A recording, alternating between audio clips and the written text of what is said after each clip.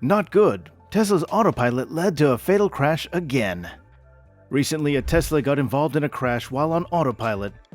Tesla says the currently activated functions require active driver supervision and do not render the car autonomous. Experts warn that even those who pay for the full self-driving feature don't have a fully self-driving car, and vehicles equipped with Autopilot can't drive themselves. How reliable do you think the Autopilot system is? Are we close to the era where vehicles can fully drive themselves on busy highways?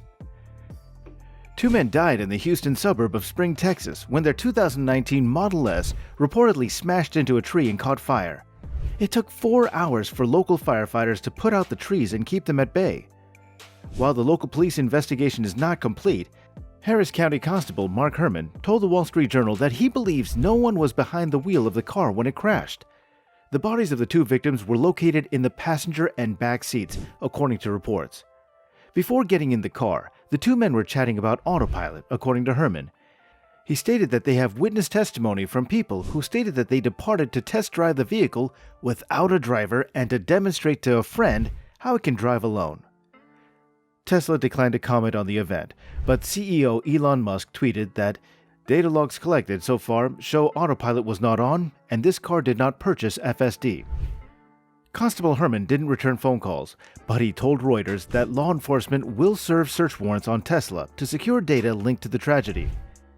Tesla's public pronouncements on full self-driving and Autopilot have been inconsistent in the past, particularly by Musk.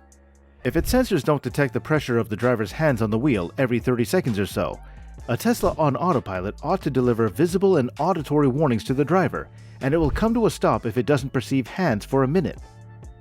Now, most recently, George Brian McGee, a financial executive in Florida, was driving home in a Tesla Model S equipped with Autopilot when he dropped his phone and bent down to seek for it during a call. He and the Autopilot were both unaware that the route was coming to an end, and the Model S sped past a stop sign and a blinking red light. Nabel Benavides, a 22-year-old college student, was killed when the car rammed into a parked Chevy Tahoe. Mr. McGee's case is remarkable in that he survived and informed investigators what had happened. He became preoccupied and put his trust in a system that failed to see and brake for a parked automobile in front of it. Previous Tesla drivers have been killed while using Autopilot in other deadly accidents, leaving investigators to put together the circumstances from the car's data and footage. The accident reports and court records together create a grim picture of over-reliance on technology. They also clearly suggest that Autopilot failed at a core function that engineers developed years ago: automatic emergency braking. Many contemporary automobiles, even those that are much less expensive and less sophisticated than Tesla's, can automatically brake or stop if an accident is imminent. Tesla vehicles come with a feature called full self-driving capability. It has futuristic features, including the ability to summon the car from a parking lot using an app, as well as the capability to detect and react to traffic signals and stop signs. FSD, as Tesla fans refer to it, contains Autopilot, a technology that automatically drives on highways, changing lanes and maintaining a steady distance from other vehicles. Long blocks of text in Tesla owners' manuals explain where, when, and how the capabilities should be used by a fully alert driver who is mindful of road conditions and nearby traffic. According to the instructions, the driver should not be near city streets, construction zones, bicycles, or pedestrians. The National Highway Traffic Safety Administration announced that it had launched an official investigation into Autopilot. Since 2018, the agency has been aware of more than 11 accidents involving Teslas that collided with police, fire, and other emergency vehicles with flashing lights stationed on roads and highways.